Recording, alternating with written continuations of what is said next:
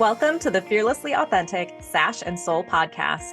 In each episode, we'll explore the power of embracing authenticity with a winning mindset and overall well-being to help you navigate life and the pageant world with confidence and resilience. I'm Raechel Johnson, former Miss Wisconsin and founder of Fearlessly Authentic Coaching. So let's dive in. Welcome to Sash and Soul. Hello, Sash and Soul community. Welcome back to the show. I am here with another episode from our Crowned and Candid series with another amazing guest who I'm just so thrilled to have on, excited to talk with her and excited to create a space for her to share her heart with all of you and her perspective on her experiences throughout her year. So if you're just tuning in for the first time, Crowned and Candid is a brand new special Sash and Soul series. It's all about pulling back the curtain on the state title holder experience so that you have something that we rarely get when we're competing in pageantry, is this real insight, real talk from real women in the role right now. So I want to present these really candid conversations from our current title holders so that we can give you an honest and really unfiltered look at what it really means to wear the crown. So this is beyond the stage photos. It's beyond the social media highlights. This is a behind the scenes look at the work behind everything that goes into the heart of the crown. So we're going to talk about the emotional growth, the leadership challenges, the unexpected lessons, who, our guests are today versus who they were when they were crowned. It's a fun ride. So let's dive in. Today, I have the honor of introducing Miss Nebraska 2024, Raechel Warren. I'm going to let her speak for herself, but I just want to share with you that I've asked every single guest kind of what they want all of you to hear from them. And so she said, she wants you to remember to just keep going, to see every quote unquote fail as a step closer to achieving your dreams, to make the absolute most of each opportunity. It's all about perspective and to build up a great circle of mentors and supporters, which I love. Raechel, welcome. Thank you so much for joining me. Hi, thank you for having me. I'm so excited to be here and to elaborate on that whole sentence. Yeah, absolutely. I'm so excited to dive in. So when we get started, tell us a little bit about yourself, everything about you that really led up to who you are today, as much as you can. That's a lot. Candid. Hi, everyone. My name's Raechel. I'm Miss Nebraska 2024. I'm not counting, but I have 45 days left with this title. It's been the absolute best year, but I'm 29 years old, just turned 29 a couple weeks ago. And to be honest, I wouldn't be sitting here with you today if it hadn't have been for the Miss America program. And so I can attribute so much of my success and just who I am in front of you from the Miss America program and to it. So I'm really excited to talk about all that today. But I grew up actually all the way back in Southern Oregon. So born and raised there. And my tie to Nebraska that I love sharing is I used to come here every summer as a little girl for competitive roller skating nationals. And fun fact, the Lincoln, Nebraska is the home of roller skating. So I've always been close to Nebraska. So when I moved here 5 years ago for work and they raised the age one more time, it was a no-brainer to me to try this one more time because it had just been a dream that was deep in my heart. And so I didn't start competing until I was 19. After a soccer injury, I had a friend come up to me and just say, I think you should try this. And we can probably dive into that more too, but I never thought I would be on a pageant stage. I'll leave it there. And one thing led to another, and I kept going, and I moved to Washington for school, and I ran there a couple years. And up till last year, I was top 5 every single year. And I've aged out twice. And I thought, maybe this just isn't the plan the Lord has for me. But I know that I got better each year. I loved everything about every single year. And I always looked forward to the summer because it meant pageant week, right? It meant an opportunity. There were so many things. And then, like I said, when I moved here, I thought, I really feel like this dream is still there. And I felt so much like I could represent a place that had always been so near to my heart. And I just felt such a part of this community. And so I did. And as we discussed through this conversation, you'll hear that things throughout the year were just very affirming that this was the right path. And so as I won that local and prepared for state, I just felt so at peace knowing that I could have been a great title holder every other year I had the opportunity in that top 5. But I'm so grateful that this was the year that I was crowned Miss Nebraska, because I just know that I'm a better title holder this year than I ever would have been those other years. And it's been the best ride, the best year ever. Did you have any indication of this being the right time for you before the competition last year? After, I will say, after the local, I was really excited. I felt really good. I was like, okay, we did it. Like, this is good. And I will tell you, like, having competed for a couple times in other states for school, when you compete in a state multiple years, right? Everyone knows your talent. Everyone knows who you are. Everyone's like, oh, she's coming back. Oh, she was first runner up last year. Like, there's all of this. And I didn't have that this year. And so I was kind of like, okay, everyone knows me, but like they don't know me. So I kind of had this pressure off of me. I was the only one putting pressure on myself. And so as I Mm. was prepping, I felt like I could prep without that pressure because I was like, I have nothing to lose. It's my last year. I know what I'm doing. I'm going to pour everything I have into it. And there's a couple of things throughout the year that just really affirmed it. So for instance, like I took the Clifton Strengths test for a work meeting, and my service initiative is passion to purpose. And I love Clifton Strengths. I'm all about that. But I retook this test again, and my number one strength was belief. And I looked at that result and went, okay, because I was just feeling really good about what I was preparing, and so that was really cool. And then there's a couple other things that happened and how my skating routine was coming along. And then I had a mindset meeting with another coach of mine where I just had this breakthrough about my skating. And I would always fall on this one step sequence in my routine. And it kind of became a joke. It's like, oh, I always fall at rehearsal and then it'll be fine. But it was like, well, why are you so in your head? Well, it all boiled down to I love skating so much. And I wanted to help so many people through my skating that I was caring so much about it that I was like making it harder than it needed to be. But it all stemmed from how much I loved the sport. And once I like broke that, oh my gosh, I'd never skated better. And so I had a couple mindset breakthroughs. And then the same coach was like, nothing to pretend, nothing to defend. You already are Miss America. If you are trying to become someone and you're like, oh, well, if I just do this, I will be her. Or if I just act this way, I will be her, then you're never going to be here. You are her right now. And so it was it was literally like a switch flipped of like, I'm her and I just have to go get the crown. It's just not, I have to wait till June 7th. I don't have it yet. I just have to wait. And not in a cocky way, but like if it's meant for me, it will not pass me by. And I just got to go be Raechel. And so that's a long-winded way to say like there's a few nuggets throughout the year where like I didn't know it was going to happen, but I felt so secure in what I was bringing to the table that I was able to have the most fun state week. Every state week is fun, but it was probably the most relaxing and most fun state week I've ever had in my life. So I've heard it said before, and I think I can kind of relate to this as well, that um, when it's your last go around, there is some level of like I've got nothing to lose. Mhm. How do you get that when it's not your last shot? Like, because Okay. it's such a powerful feeling, you know what I mean? Like, how do we help people get there even when it's not their last go around? Yeah. Well, as you were saying that, I was thinking about the year I thought it was my last go around, and I had been first runner up the year before. And so, and in at that time, it had just happened where every girl that was the first runner up then was the winner the next year. So, of course, I go into this year like, okay, here we go. And I put so much pressure on myself. I got second runner up. I was devastated because I was like, oh my gosh, like, what did I do? I went backwards, and it was my last year. But being able to this actually be my last year, I realized like there was no reason to put that pressure on myself. I have to say, I think age and the experience played a role. I think when you're just older and you've gone through some of those experiences and those ups and downs, you're able to reason with it a little bit more, which I don't know how else to attribute that. Just I was a little more at peace with, okay, like I know my life's not over if I don't win Miss Nebraska. You know what I mean? Like I've seen the other side. I have a great career, like that type of thing. But I think you also have to be detached. And that's the one thing I've really been encouraging my local title holders this year is be detached from this title. You can want Miss Nebraska, you can strive for this goal, but do not let that be your end all be all because it's so much like your life is so much more than this title. And I was able to go into my state year with that mindset of like, yeah, I want this job really bad, and I know I'm ready to do this job. But if I don't get it, I get to get married in a year. I have a great job to go back to, and I had the best experience of my life, no regrets. So if I could leave your listeners with that, it's just to be detached from this opportunity and don't like don't hold on to it so much that if it doesn't happen, you don't know what to do.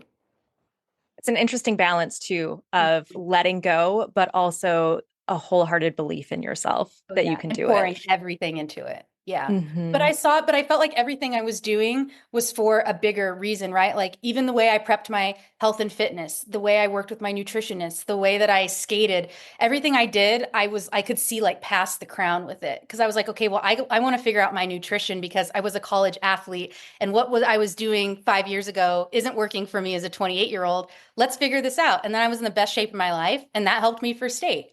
And so, like, everything I did, I saw beyond just the effect it would have at state. And that really helped me feel like, again, regardless of what happens, nothing I did was for naught. That is the epitome of what I'm talking about when I say focus on your big picture. We get so caught up in the details of preparing for a competition, for preparing for that interview. Yeah, you get the tunnel vision and you get like you can see to the crowning, but Mhm. then we forget to look You're like, what way happened? beyond that, right? And even like beyond the 365 days of being the title holder, like you're talking about the things that you gained that will help you accelerate your career, accelerate your Mhm. lifestyle, like all Yeah. of the things that you want to do for the rest of your life. This is not the end all. There's No. so much more that comes next, regardless of whether or not you win. Yeah. So let's rewind to crowning night last year. I want to know what was going on in your head. Okay, so that whole weekend, if I'm just going to back up a second, that whole weekend was crazy because I hadn't won a talent prelim since my very first year competing. I'd kind of thought that was never going to happen again. And that was like, if I didn't win, that was my next goal. It may be the last time I ever roller skated on a pageant stage. I wanted to win that for my mom and for my skating coach and just for myself. And I'm not, oh, wow, that might make me cry. And they called my name and I was like, what? Like I did, and my mom and I embraced, and I couldn't believe it. I could, but I like couldn't believe it. I was like, Mom, we did it. Like that's what I said to her. And then they called my name for evening gown prelim. I've never won an evening gown prelim in my life. And I was like, wait, Gosh. I did that? Oh my gosh, okay. And that was really fun. And so I went into finals night just feeling so proud of myself for the work. And there was a funny little like technical issue that happened on stage and I was dancing. And so I was just so joyful. And so in that moment, when I'm standing there with Elena, who I love so dearly, I was so excited. My heart was pounding. And I remember being like, I think I did it. But if not, wow, I just did the best I've ever done in my whole life. And then they called my name. And honestly, I kind of like, I have to watch that video a lot because I kind of blacked out. I was like, oh my gosh. You're making me tear up. I'm literally tearing up right now. Wow, that's so beautiful. Sorry.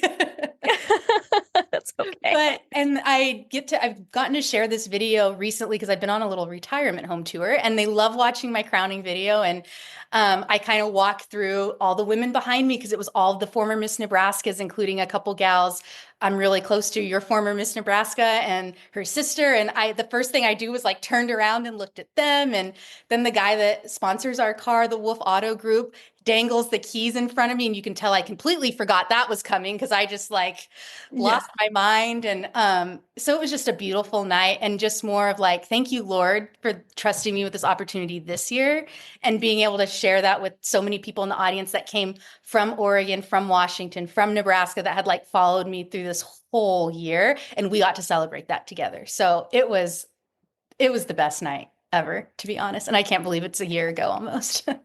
No, it's crazy how fast the year goes. It's so crazy. They're So, not joking about that at all. Listeners, no, not joking, it flies. it's so fast. There's so much going on trying to keep up with it. So, speaking of the year kind of being so fast and coming to a close pretty soon, can you describe who you were at the start of your year and who you are today?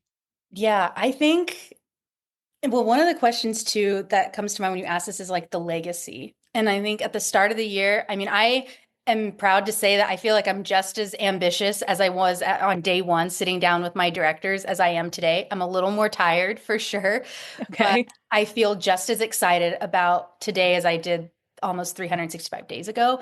And I'm really grateful for that. But I also think I've gained even more confidence in advocating for myself because as a title holder, you really have to know who you are and you have to know your why. And I knew my why going into Miss Nebraska. I believe that's why I won, but I know my why even more now. And I'm really grateful that this has just affirmed my skills and my talents and that I'm going in the right direction. And it excites me for the future, to be honest. And I'm really grateful that that's been the experience I've had. What did you think this job was going to look like Mm. versus what it actually is? So this is interesting too, because having watched so many state title holders for so many years, I definitely had a vision of, ooh, I liked that. Oh, I didn't like that. I'd do that differently. Or I thought I would do, whatever, you create your image, or I'm really excited to do this. And so actually, I can say that there's quite a few things that kind of panned out the way I thought they would.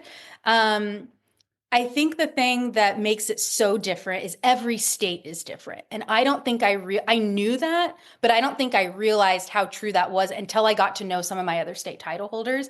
And I say that in an encouraging way because you cannot compare yourself to another state title holder. You can't compare what they have, what their sponsors give them, what they get to do, you name it. You can't compare it. And I think I went in I think I went in expecting it to be different because Nebraska's not a pageant state, but I realized there was also so much more I could do if I just put my mind to it. So like I am kind of known as the question queen, and I believe that the answer is always no if you don't ask. And so yes, do not compare yourself to other states, but also ask. If there's something you want to do it. Ask.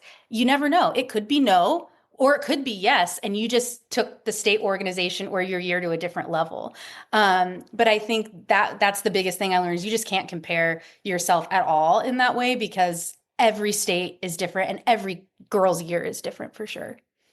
I do think that that can become a mindset issue going into nationals because we think about the big pageant states, and Wisconsin is certainly not one of them.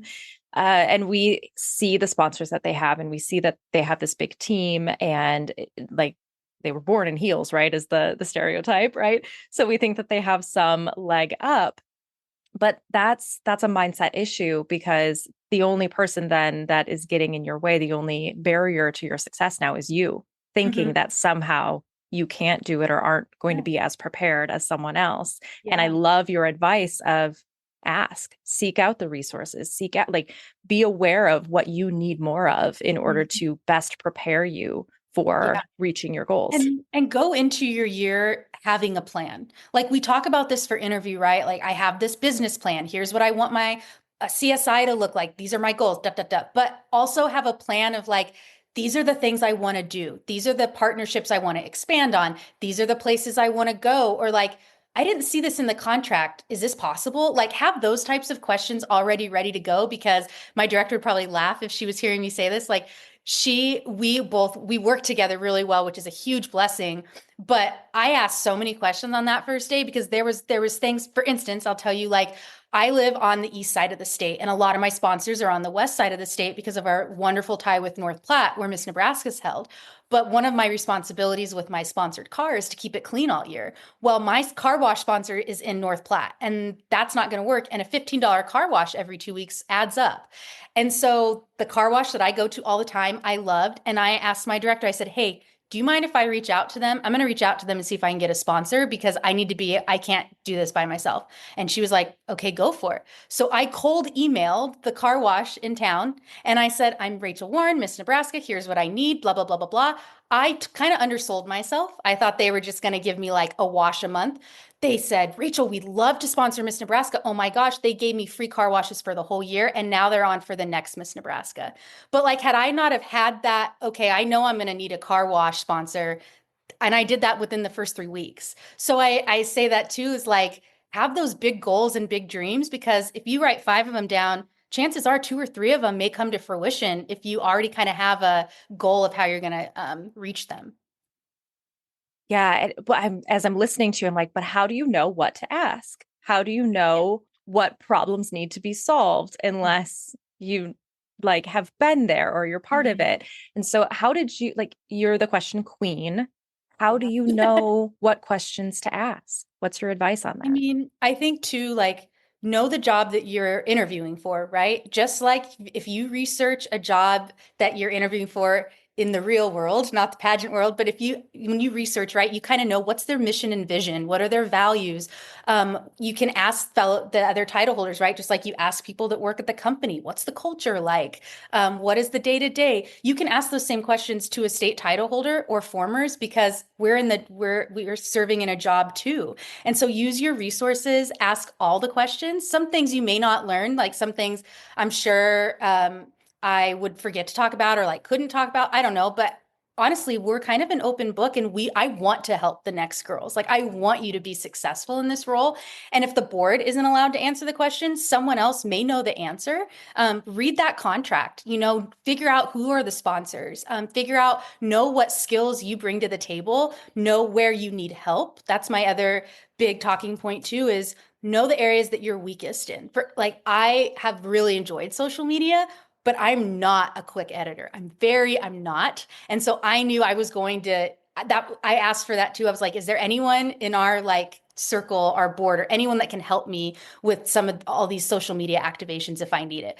There wasn't at the time, but we were able to figure that out. But figure out the things that you need and the things that you're good at and ask who can help you with those things. Because chances are there's someone that can help fill in those gaps. But yeah, just use the resources around you for your state and really dive into any paperwork that you have to kind of familiarize yourself with what the job is like now. And that way, when you sit down that next day with that director, you can have those questions ready to go.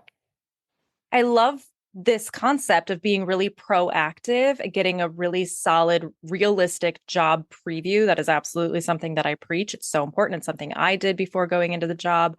Um, but I think the other piece of this, oh, shoot, Raechel, I lost my train of thought.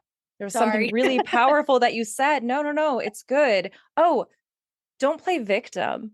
Be Yeah. proactive. Mhm. Don't play victim. I think Mhm. I love this concept of you might get told no, but you Mhm. might get told yes. And Mhm. so not asking means that you're at fault, right? Yeah. Like you can't play victim just because something's not provided for you when Mhm. those resources weren't there to begin with. You do have Mhm. to be mindful and proactive and solution Mhm. focused. And there may be certain boundaries, right? There may be things that no, we can't do that, or no, we don't have access. Like that may happen, and but you don't know that unless you ask. You also have to recognize all these people, for the most part, are volunteering their time. My director has 4 kids and works full time as a pharmacist. She's busy. She's so busy, but man, she pours her heart into this. But that means that I have to, there's a give and a take there in our relationship, at least. And so I have to recognize that sometimes she might be like this because that's all that she can handle at the moment. So if we've worked and we've communicated enough, over communicate, ladies as well. If you've Mhm. communicated enough and you kind of figure out, like, I know she's told me I'm not good at social media, like I might need your help or whatever. Like, can you help me with this? Can you answer this question? Like, if you communicate those strengths and weaknesses with your board too, then they right away know like how they can help you. And one may be really good at this and one may be really good at this. And then you kind of know who you can talk to. And again, I recognize every board's different and there may be some things that you don't get to learn until you get the job. That's the mystery, right? Like that's kind of part of the fun.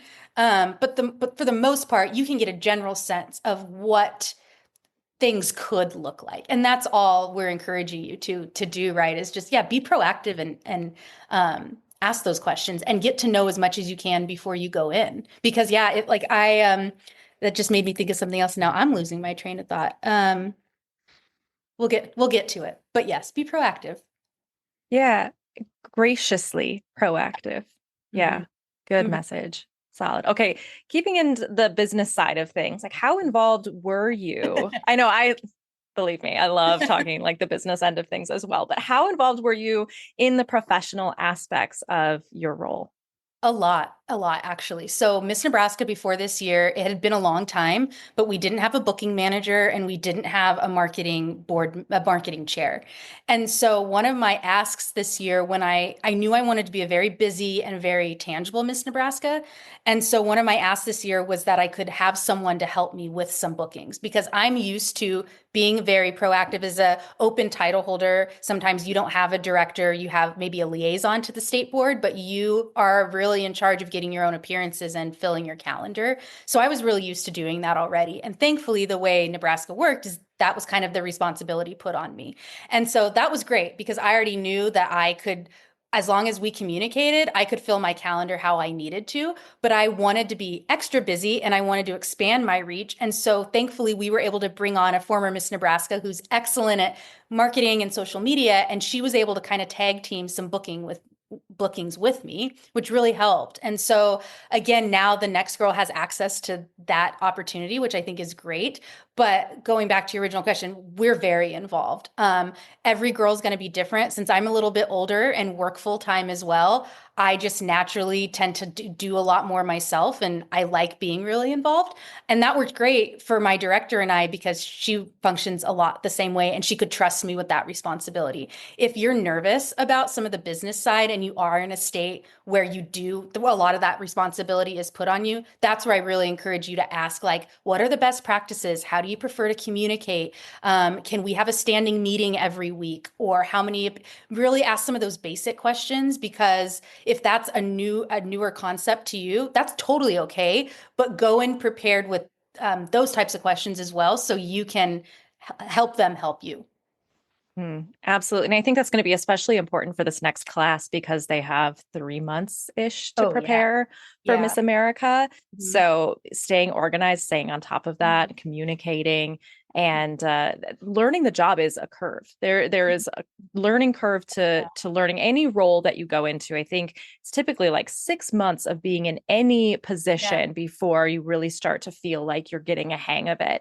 Mhm. So it's going to be a bit of a learning curve when you're crowned. And I think expect that. Expect Mhm. that there's going to be some bumps along the way and go easy on yourself because I know, like Raechel, you've mentioned it, like every state is Yeah. run a little bit differently, but every woman is experiencing very similar things. And there's so much to Yeah. relate on too. And if you're crowned, know that you earned it. Like they thought that you were the girl ready for this job. And so be confident in that. Like be so confident in that and lean in that, because yes, like I'm very thankful. I had like 3 months, I had 6 months to enjoy the job and prep at the same time. And I kind of did those like this. And I was really grateful for that because doing the service work is the preparation in a way for Miss America, because you're doing that job. And Yes. so it will be hard to balance, but I do encourage the next class, like do a few of those appearances that really do a few appearances that make you feel like you're advocating for your cause. Do some what I call princess appearances where you feel like you're Miss whoever and a little girl calls you Barbie or a princess and you just love, you get to experience that. And do a lot of admin things, do some of the nitty gritty, like balance, try to do a little bit of everything so you have that experience to talk about in the interview room, but definitely don't overwhelm yourself. I also recognize that I can't speak for an organization that has a true, like, really busy booking manager or someone where like, I do a lot of the communication with um, organizations myself. And I know that some of my sisters, they are not allowed to communicate with the person who wants to book them has to go exactly through the booking manager. And if that's the case in your state, I still encourage you to like be transparent and communicative with your board so that they kind of know, like, what is she great at? What appearances would she like to do? And if that's still limited, at least you know that you advocated for yourself, and you, again, the answer is always no if you don't ask. So still advocate to the extent that you're able to. What did your research and outreach look like for booking appearances? In terms of like what an email would look like or how I went about choosing my appearances, Both. or both. And start with how you went about like researching what things you wanted to do and go into how you connected with people and how you like actually, took the steps to communicate that. So one of the things I was most excited about this year, my service initiative is called Passion to Purpose. So it's all about youth mentorship. And that's been my service initiative for 10 years. And I was very excited because the year before I had partnered with Mentor Nebraska, which is a large umbrella organization under the larger Mentor National program. And so I'd been working with them for a year and had really gotten into a lot of these community groups. And then I learned that when Miss Nebraska was crowned, we were going to be reigniting our partnership with Teammates, which is a mentoring program started here in Lincoln by Coach Tom Osborne. And that was awesome because I knew that my service initiative was going to fit really well with the teammates initiative. And so I instantly started, even before Miss Nebraska, way before, I was like researching teammates and learning how my mission and my vision tied in and correlated with theirs. And so as soon as that partnership was started, I instantly reached out to the CEO and said, hi, like, and he already kind of knew, like he knew what my skill set were when we met, but I made it very clear up front. I want to help speak at as many events as possible. I want to be in as many schools as possible. Please let me know how I can help you. And that was my phrase the whole year. I would love to be a part of your event. This is, my name is Raechel. This is what I do, blah, blah, blah. I know you have this event coming up. I would love to serve. Please let me know how I can be a part of your event. And I have to tell you, I knew there's opportunity to make money as a title holder, right? Oftentimes, which is amazing because we need that in our job. Right. But that is also can sometimes be on you. But I also knew that I was trying to build the brand of Miss Nebraska. So I was already kind of very aware that some of my work was going to be pro bono and just how can I help at your event, getting in the door. And then eventually that would build into, oh, can we book Miss Nebraska? Oh, this is my fee. I'm happy to be there, but like this is my fee, respectfully. And that worked. And it was really cool because I was able to get into some events and expand into organizations that I don't know if Miss Nebraska's ever been in front of.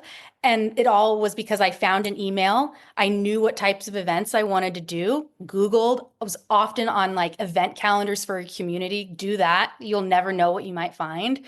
And reaching out and just introducing myself, and enthusiastically saying like, I want to help. How can I help? And then showing up and being the best servant leader I could be at that event. And it was awesome. And I got to go all over the state doing stuff like that. Do you ever struggle with money mindset when it comes to like telling people what the Mhm. fees are? Yeah, because I often think, especially as local title holders, right? We're doing it out of the goodness of our heart. We're doing it for volunteering. And so you're not used to asking for money. And so then when it comes to the state role and you realize you can get paid, I think, especially in our state, I don't think it's valued that way. I've had to really um, help build that culture of, oh, I pay Miss Nebraska to come to an appearance. I think some organizations that know of Miss Nebraska or have the funds readily available, it's not that big of a deal. But for instance, like I know some states where my sister queens told me like they couldn't do an appearance unless it was paid. And that broke my heart because what if like some of the schools here couldn't pay for that. So that was really important to me that that was never going to be a barrier. But if it was an option, I would go for it. But that took about 6 to 7 months, to be quite honest with you, maybe 5, but I would say 5 to 7 for me to feel confident in asking for that fee. And I really tried to focus more on the organizations I knew could pay that fee because it was really hard for me to ask. And I didn't want that to limit my year. But I hope that I've helped build that culture back that like she's doing a job, she's traveling the state and it's hard work and she should be valued and her service should be valued. Absolutely. And I think when it comes to service, Mhm. you can be of service to people in exchange for Yes, compensation. just like a job. It's a job. 100%. And just because we label it like a year of service Mhm. doesn't mean that that service doesn't need to be or can't be compensated. Right. Service of, being in service to people is very different than volunteering your time. Yes. And I think that's something that we all really need to start clicking into understanding. Absolutely. And I don't think that's talked about as you're preparing for state. Like it is, but it's not. And it's not unless you really ask those questions. Because oftentimes girls ask, well, do you make money? I get asked that all the time. Like, do you make money? And it surprises me that that seems to be, and maybe there's something there that I'm naive to over this decade, but like, why aren't we sharing that with women? Like, why aren't we empowering them that, yeah, this is a job. Like you can make money in this job in like a really positive way that then you can give back, right? Like Miss Nebraska's Miss Wisconsin, like that opens so many opportunities that money you made or the people you met that paid you for that appearance, like that might lead you into more philanthropic service. Like you never know, right? And that's okay. Yes, we could go down a rabbit hole of talking about like why we don't talk about this more as women and why we fall into this like we are just going to live with a servant's heart and expect nothing in return type of mentality. You totally do that, but I feel like that is a topic for a completely separate episode. And I think the main message here is it's going to take a little bit of growth and getting over Yeah. some of the mindset struggles with charging what you're worth and accepting reimbursement for your service. Mhm. But that can be and oftentimes is a very real part of the job of a state title holder. There are states that do not charge anything for their Mhm. appearances. And Mhm. that's very difficult, like not even travel reimbursement. So yeah, it's very interesting how each Yes. organization is run. I mean, one of my sisters told me she gets paid to be in parades, and I love parades. I was like, "You get paid to be in parades?" Well, I would never not. I said I have to pay my way into a parade, Mm-hmm. and I never again I wanted to be accessible, so I would never like not do a parade. Like those are some of the best appearances and experiences. But I thought that was really amazing, and I'm like, that's so great for you that you get paid to be in a parade, and Mm-hmm. maybe we'll be there one day. But again, that's setting that culture, and you can be a part of that. Like every girl, like you can do something to make it leave it better than you found it. That's also part of your job, right? And if I know that I encourage the next girl to maybe feel like she can charge a little bit more or ask a few more people for that fee, then like, cool, I helped encourage them in that way. Mm-hmm. Yeah. All right, let's dive into more of the competing at Miss America, because obviously that is a huge part of your experience as a state title holder and one of the dreams that we all aspire to experience. So, how did your prep for Miss America differ from your prep for Miss Nebraska? So it was a lot of the same, to be quite honest, just a different priority set. So I was prepping with the intention of that preparation from state was going to pour right into Miss America so that it wasn't going to feel like, oh my gosh, now I'm prepping for Miss America because I didn't believe that's how it should be. It was more of a lifestyle thing. And so I kept a lot of my routines the same, but I also knew what areas I really wanted to focus on. Interview is really natural for me. I love being in the interview room. So yes, of course I prepped that, but I wanted to perform my talent to like the peak of its ability, bearing all unforeseen circumstances. So I really prepped my talent. I really focused on nailing some things there, dialing in some things. I really wanted to make sure that my evening wear and my fitness phase highlighted the best of myself. Focused on practicing my hair and makeup. I did have someone come with me, but I wanted to make sure I was prepared and that my wardrobe perfectly showcased who I was as Raechel in every piece of that week. So whether a rival, our AHA event that day, whatever it was, the tea party, I wanted each piece of wardrobe to represent me. So there was little details like that that after having this dream finally be realized, I was like, I'm pouring everything I have into these certain pieces so that I can know I didn't, I left with no regrets. And what were some of the biggest lessons or even unexpected challenges that you encountered on your way to the national stage? So oftentimes, you hear that you need to be adaptable. That's a word that I feel like a lot of state title holders are told, be adaptable, be adaptable. And it's super true. One director once told me, be flexible and gracious. And I can tell you that that phraseology has been one of the most important phrases I could ever hold on to. But the other one that I would encourage your listeners in is perspective. Because there are going to be things. Miss America is the best week of your life. I mean, we all got sick, but it was the best week of my life. But there were still challenges that came up that I don't think you could have ever imagined. But if I hadn't have been so like mentally strong in this is what I'm bringing to the table, you cannot take away this experience. And that I also made sure that in that first comment, I said, make sure you have a circle of people around you. Know your people, know your village of people, whether they're there or on a phone call away. Know what people you need for mental mindset, your coach, like my skating coach was really important. I knew my director was really important for certain things. I knew my mom and she used to be my skating coach. That doesn't work anymore. I can't talk to her about skating stuff. I talk to my skating coach. But each one of those people on talent day specifically played a very big role in helping make sure that I was still able to perform what I was able to perform.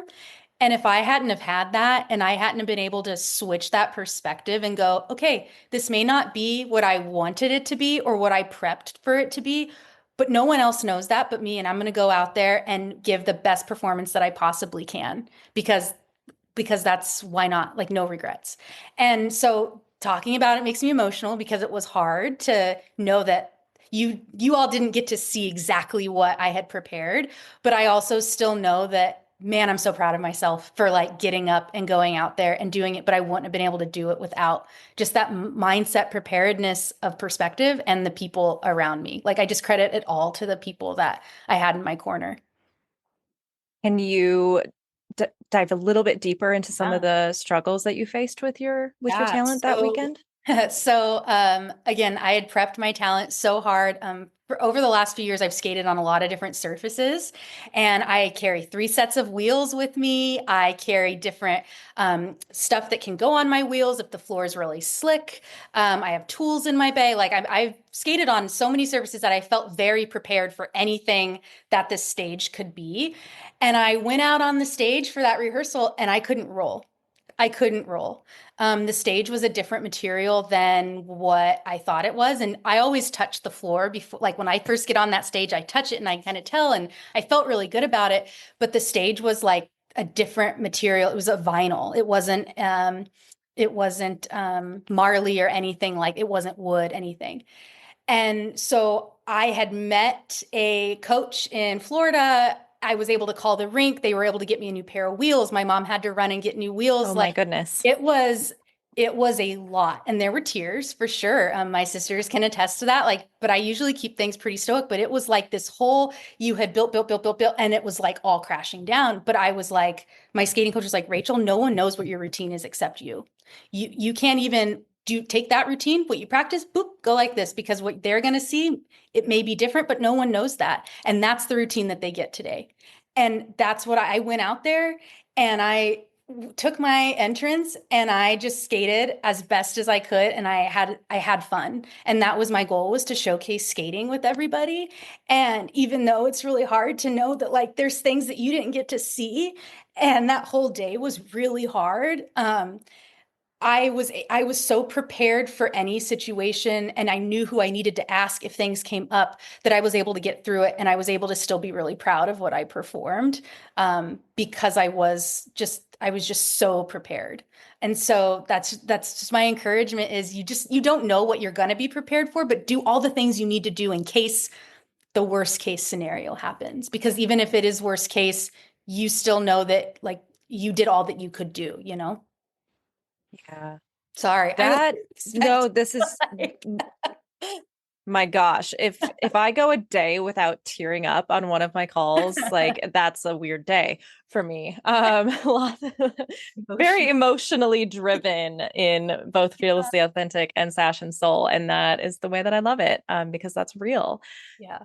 So solution focused though. And that is so much of what we talk about on Sash and Soul, is having that perspective of like what matters here, and turn your attention away from the things that are not You can't serving control. you, that Yeah. you can't control, turning your attention away from those and focusing on the things that you can do something about, even if that's like 5 minutes of crying and focusing on yourself. And I think that was my setback when I went to Miss America, was not allowing myself and giving myself the grace to feel what I needed to feel.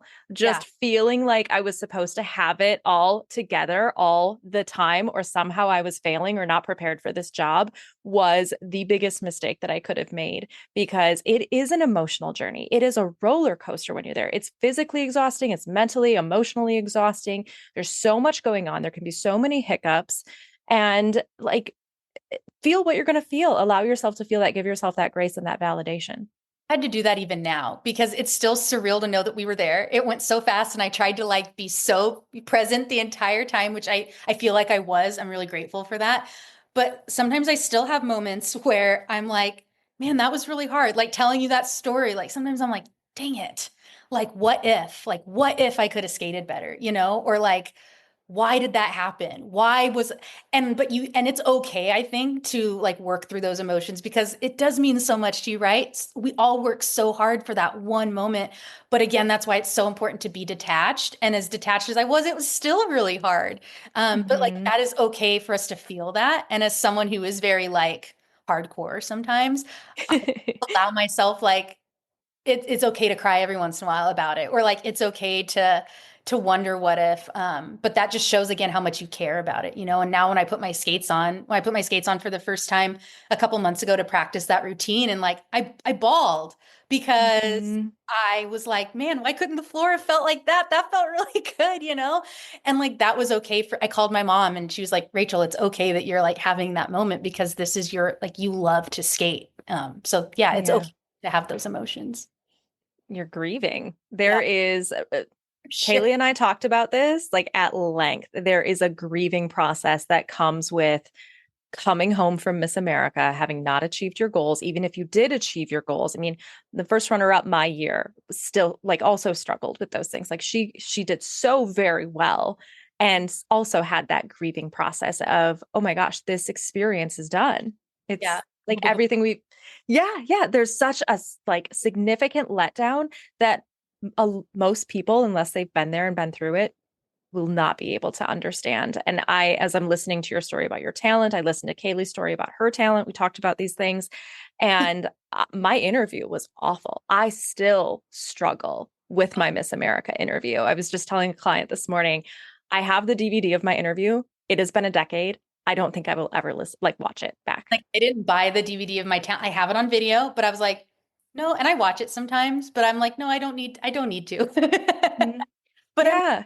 love that you share that though, and I appreciate that, Rihanna, because like you're almost 10 years out from that experience and you still have those moments. Like I think that's encouraging to know that it's not just going to go away next year when I don't have the crown on my head. And that's okay because it's a part of your life.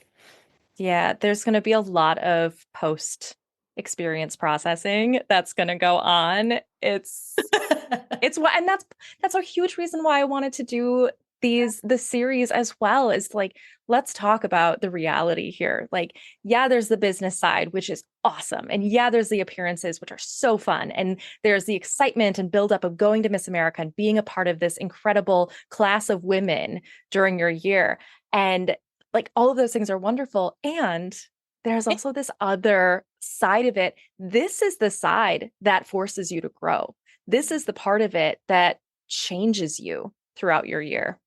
Like I remember when I was preparing when I was still at school at Seattle U, and everyone was waiting for that spring forum where the director would leave and the Miss Washington would come in, and you're like, okay, what can you tell us about the job? But I still felt like we never got to know about the job. But it was like you wanted to finally hear from her, like, what are all these mysterious things? And I don't want it to be that way. Like, of course, again, there's going to be things that like maybe she can't talk about, like whatever.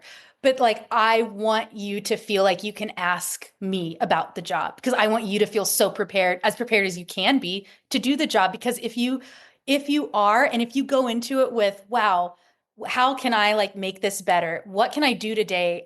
Dale Thomas, she came and spoke at Miss America this year. I don't know if you're familiar with her, but her story is phenomenal. And she told us on first day at orientations, she said, you're not tired, you're energized. You're too blessed to be stressed and you're not overwhelmed. You're in demand. And while there's going to be days where like you feel really overwhelmed, maybe you have 3 appearances and you're driving all over and you haven't eaten maybe a Jimmy John sandwich and you've had 5 cups of coffee, like whatever. If you can like remind yourself like, okay, today's a little crazy, but wow, I get to be Miss Nebraska today. This is awesome. And like you can do that as much as possible. Like you're gonna have a great year. And then if you need to have a moment that evening where you call your mom or your friend or your director or whoever your confidant is and go, wow, today was nuts. And you like let that out, that's okay Mhm. too. But remind yourself that this is a gift and every day with that crown is a blessing. And if you can do that every day, then you're going to have a great year, no matter what little things come up, because you'll just be able to go, well, that was kind of weird, but okay. And you can like laugh it off and move on to the next thing. There's so much power in gratitude and appreciation, even in like the littlest, tiniest things. I'm You're just so right. is really odd, but okay. It That wasn't how I thought will that make would go, it's gonna but make for a really good memory someday. for a great story. That's what I say. It's going to make for a Mhm. great story when I MC my next event. Like, so Yes. Yeah, exactly. Isn't it funny though? Like your year kind of turns into this culmination of stories. oh yes, for sure. Hmm. And then Yeah. That's why it's been fun with these retirement home visits because they ask great questions, and I've gotten to really reflect and tell some of these stories about as the year especially starts to wind down. It's been really fun. All right, let's talk about like the human side of this a little bit more. I want to get deeper in this. Like we're past Miss America. We are like well into your year. You know what you're doing. It's been amazing. We're also reaching the end. So in reflection, like what can you, were there moments that you felt lonely and misunderstood and burnt out, or the imposter syndrome that sometimes goes along with a title like this? I've been thinking about this a lot because of your questions, but also as I like work to write my farewell letter and I write my letter to the next girl. To be totally transparent with you, I have to say I'm very grateful. I do not feel like I had the lonely year that I've heard some girls have. And I can attribute that to just the community I've built around myself. I have a really amazing board of directors. I have a lovely community in North Platte with a host mom that whenever I travel, I've gotten to stay with some great families. So I love to drive. And so that has made my year, I think, better than maybe for someone who does not like to travel alone or is maybe a lot younger and is not used to being by themselves that often. Like that's so real. So surround yourself again with the community that can lift you up. Um, but I think it can be hard to prioritize yourself and find that balance in your friendships. And that is what was really hard for me because I am sometimes a people pleaser and I love to be involved in everything. And as many of you may or may not know, I am engaged. And so my fiance, as supportive, he's a great Mr. Nebraska. But he, especially toward the end, as we get closer to the wedding too, he's like, you've done such a great job. But at the end of the day, he's like, man, I'm really ready for you to be done in like the most positive way because it's like I'm gone all the time. Or if I'm with him, I might be on my phone, like doing social media because that's my job. And like he's ready for us to be able to go on a date where like it's just us and not me and a phone. He called this our like our third wheel. And I'm like, Yes. but it's so bad because like I have gotten more addicted to my phone and I have like really struggled to reprioritize in full transparency my fitness because it was such a part of my lifestyle. I love working out. But now that I've like gone back to my full-time job a little bit more so, and now I'm getting ready for the year end and I've been traveling a little more, like I've had a really hard time finding my new normal. And it's May and like Miss America was in January. And I've also had to allow myself grace to go, that's okay too, because fitness, for instance, can be a part of your lifestyle and be different than what it's like when you're prepping, right? Like I love being active, but that activity may look a little bit different than when I'm prepping for Miss America, and that's totally okay. And I've had to give myself grace for that too. And so just knowing that it's a season and that your relationships will look different, and again, over communicate and ask for help. And don't try to do it alone because even if you're not lonely, you're not, even if you are lonely, you're not alone, I guess is what I'm trying to say. And don't be afraid to ask for help in any area that you need it during your year.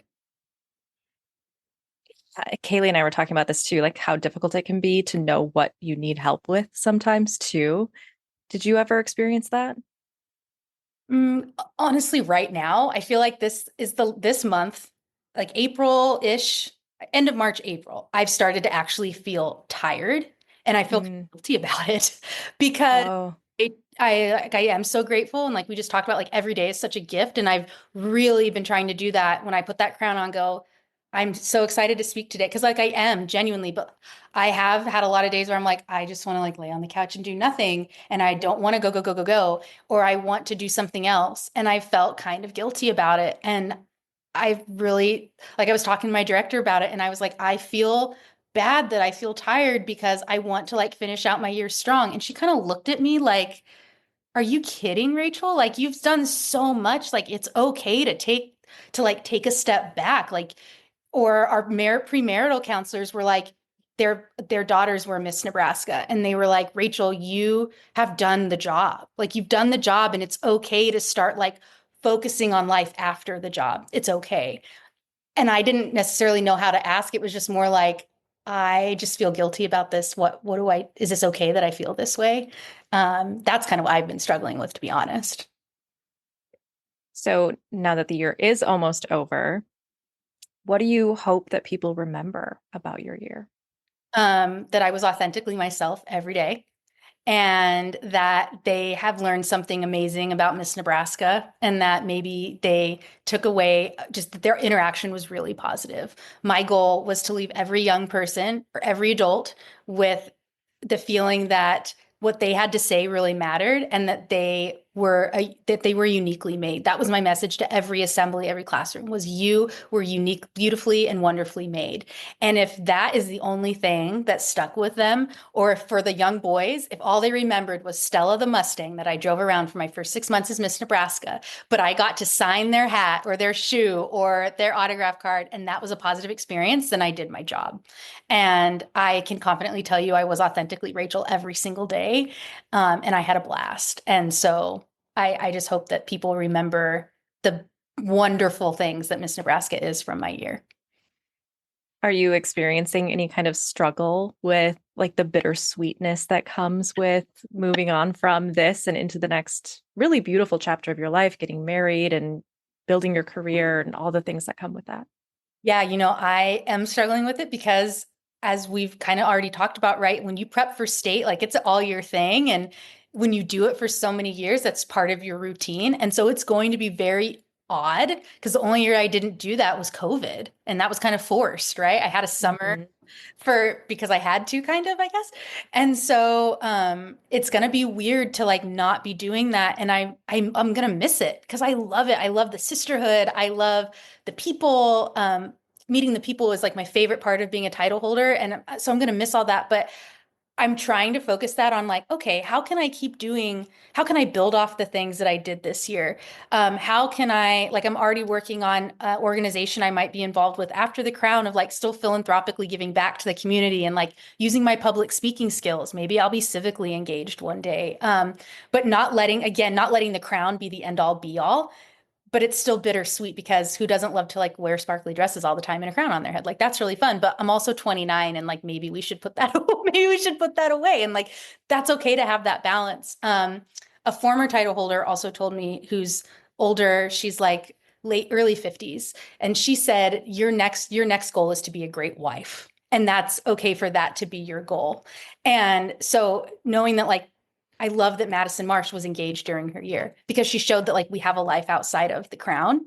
And I think that's really cool to show young ladies that yes, this can be a goal and this can be a huge launching pad, but it's okay for that not to be your whole everything because there's so much life after it. We have a new Miss Nebraska that's going to be crowned soon. You have given so much advice already, but what is something that you would tell Miss Nebraska on her very first day? This is so hard because I have so many things that I've like written down in her letter. I want her to just go confidently into her first day, knowing that she is Miss Nebraska, and that whoever she is exactly what Miss Nebraska needs that year. Or it's exactly what Nebraska needs her to be that year. It's exactly what that next kid she's going to see in the classroom needs that year. She's the perfect girl for that year. And she doesn't need to be like me. She doesn't need to be like Teresa Scanlon, who became Miss America. She doesn't need to be like the girl 5 years before her. She's her. And she is what Nebraska needs that year, and be so confident in that and have the best year of your life. What will you or would you remind her after 300 days on the job? To look back at that, firstly, and to remember that she was chosen for a reason, and that even on the days where it gets really hard, know that she is also beautifully and wonderfully made. And I would also just encourage her to take a day off, that it's okay to lounge in your sweatpants and watch TV and maybe not answer an email, but to not feel like she has anything. Remember that she has nothing to pretend, nothing to defend. She is perfect the way that she is. And even on the days where maybe someone didn't appreciate her or she got told no, that's okay. And that doesn't disenfranchise her or like make her any less than. My last question on the list that I'm really excited to just like ask every one of you is when you look back on this season of your life, 5, 10 years from now, what do you think you're going to remember the most about this? The people, I was just telling someone else that the people, like I have loved every conversation I've gotten to have with whether it be a teacher or a student or the host people or the host families I get to stay with. It's the people. Like it's if you can truly be engaged in every moment and ask questions and really not just be there to be pretty and do whatever you're asked to do that day, but like really engage with those around you, you're going to learn a ton, you're going to see a ton. You're just going to leave feeling like your world just got a little bit bigger. And I think that that's what I'll take away this year. And there's so many connections that I will have now for the rest of my life because I chose to do that. And I hope that I can look back in 5 to 10 years and share that with my future kids and share that with wherever I'm at in my career and be able to tell those stories and see the fruits of that intentionality still be fruitful. Amazing. I love that. What a beautiful way to end this conversation. Raechel, thank you so much for your time today and for just again like your passion, your character, your insights are really, really beautiful and aspirational. And I'm excited to see what comes next for you in your life. Or I'm excited to see your wedding gown and photos from that all over social media and the civic or service opportunities that you're going to be engaged in. You're going to do incredible things, and you're a great example to what this organization is all about. So thank you. Just encourage with one last thing is that this Yeah. program will change your life if you let it. Use this use this program as a launching pad for yourself and take in every opportunity. I cannot wait to give back. I can't wait to volunteer in some other way. But just participating is a game changer. And so kudos to you for participating in a local or state. And if you never walk away with the crown, like you won, like Maddie Marsh said, win the experience. Go Mhm. give so much of yourself into it that you win the experience regardless of what happens, because if you let it, it will totally change your life in the best way. Absolutely. Totally agree. Oh, thank you again. Appreciate you. I will have all the links so that you can follow Raechel on her Miss Nebraska page and her personal page so that you can see all the cool things that she's going to be doing in the future. And I'm sure she'd be open to a DM or two if you had more questions for her as well. So, all right, you guys, I will be back with you again next week with another episode of Sash and Soul in the Crown and Candid series with more amazing guests from across the country talking about their experiences as title holders this year. I will talk with you then. Bye. If you've been working so hard but still feel like something's missing, then I want to personally invite you to schedule a free coaching consultation. This is for you if you're tired of overthinking every detail. You're doing everything you can to prepare, practicing your walk, your talent, interview, refining your paperwork, and staying up late analyzing every possible outcome. You put in the work, but still question if you're doing enough or if you are enough. So in just one call, we'll talk through where you're at, what's been holding you back, and how you can start showing up fully prepared to win the title and actually do the job once you get it. If you're looking for more than just surface level prep, and you're ready to prepare with strategy, support, and confidence that actually lasts, I'd love to be part of your process. Head to the link in the show description to grab your spot, and I'll see you there.